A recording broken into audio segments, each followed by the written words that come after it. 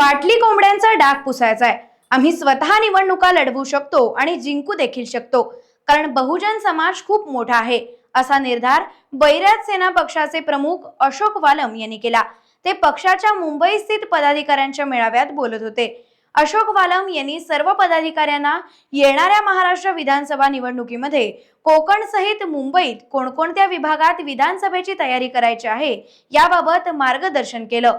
कोकण प्रांतातील 39 विधानसभा स्वबळावर लढण्याचे आदेशही पक्षप्रमुखांनी सर्व पदाधिकाऱ्यांना दिले आहेत। 11 सीट जर आम्हाला त्या नाही मिळाल्या 21 मध्ये, तर मात्र तो त्यांना जसाच्या तसं उत्तर द्यायला आपण सगळ्यांनी तयारी दर्शवली पाहिजे, ठेवली पाहिजे, कारण हा दबावच तुम्हा आम्हा सहित उद्या आपल्या पिढीचं भविष्य उज्ज्वल करू शकतो। नाही तर आजपर्यंत लोकांच्या सतरंजा उचलत आलो आपण।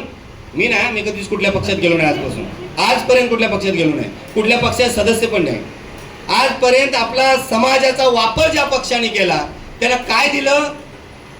सतरंजा उचला, खुर्च्या उचला, त्या बदल्यात काय निवडणुका आल्या की कधीतरी म्हणतात ना, मला नाही माहिती, मी कोणाला आरोप नाही करणार, बाटली आणि कोंबडं म्हणजे मटण, दारू बाटली आणि मटण काय ते, हा डाग कुठेतरी लागलेला ना आपल्या समाजावरती पुसून काढायचा आहे।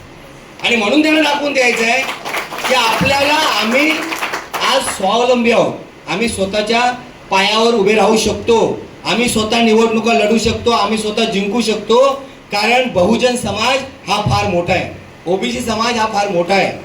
आज सगळे ओबीसींचे घटक जेवढे आहेत ना ते सगळे एकत्र आले।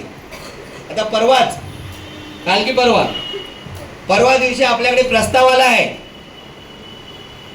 या महाविकास आघाडीने महायुतीचा प्रस्ताव होताच, परवा दिवशी नवीन प्रस्ताव आला तिसऱ्या आघाडीचा।